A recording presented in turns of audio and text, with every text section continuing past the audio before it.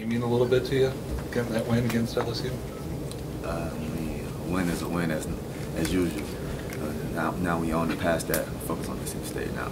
I meant like personally being from Louisiana. Yeah, I mean, like I said, a win is a win, so I'm good with that. How have you kind of seen the defense continue to develop as the season gone? Remember that was kind of a question mark early in the year, especially within the secondary, and now you all shut out a really good LSU team. I feel like we improved as a whole defense, but we also have more work to do, to get better each and every day. How do you feel like the secondary, which was the big question mark, I guess, in the preseason, how do you think you've improved? As a whole, we definitely improved a lot. Like I said, we still have work to do. You know what I'm saying? Like as a whole and as a secondary, we have a lot of work to do and improve on. So we working on that. But where have you come from to where you are now? We came a long way. From people trying to talk about us, trying to get inside of our heads, saying that that we're young and we not as experienced.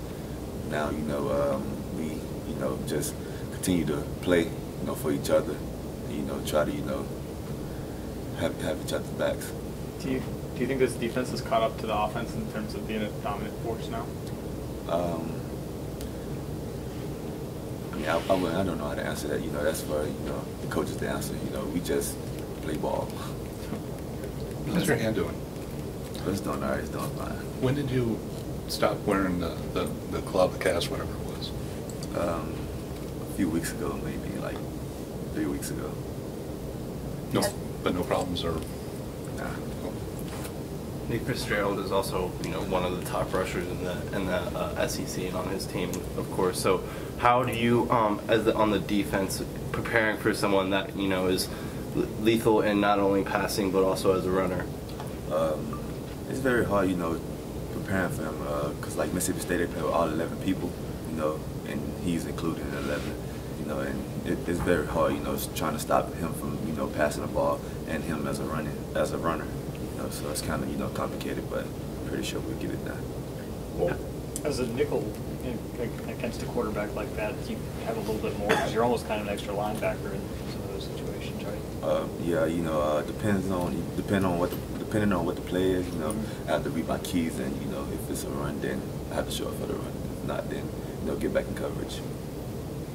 Has there been someone on the defense who's really stepped up this season?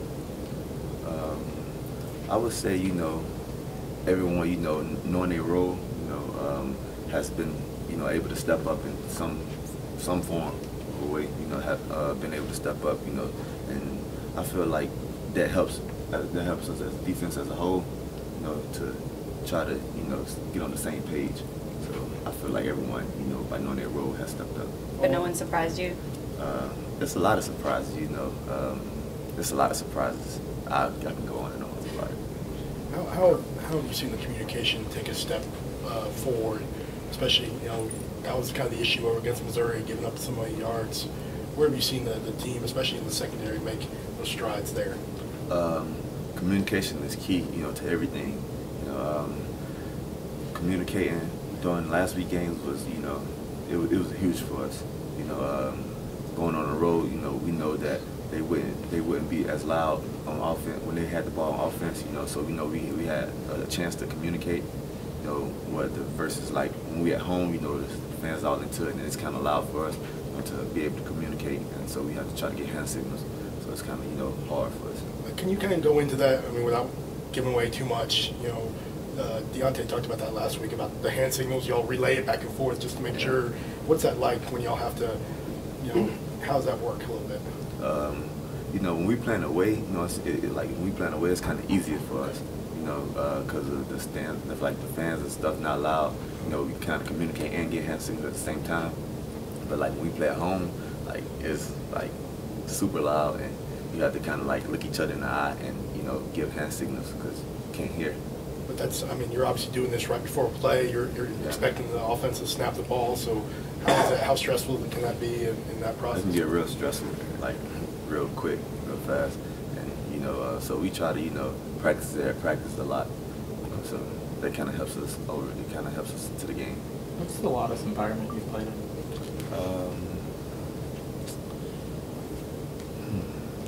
with you. Last year national championship, last week LSU game, the Missouri game at home. It's been a lot. Since taking over the starting position, Savion has really kind of flourished and, you know, taken on that role and not missed a beat at all. What have you seen confidence-wise and how he's progressed in his game and just since taking over in that starting role? He progressed well, you know. I mean, him, you know, stepping up for us is huge with Trayvon going down. You know, like, you know, there's no pressure for him or no one else. You know, he's the next man up. We lost a soldier, and that's the next soldier up. Do you think star is the most difficult position to play from a mental standpoint on defense? Yes, sir. It could be at times, you know, because you have a lot of things to do, and it can get real complicated.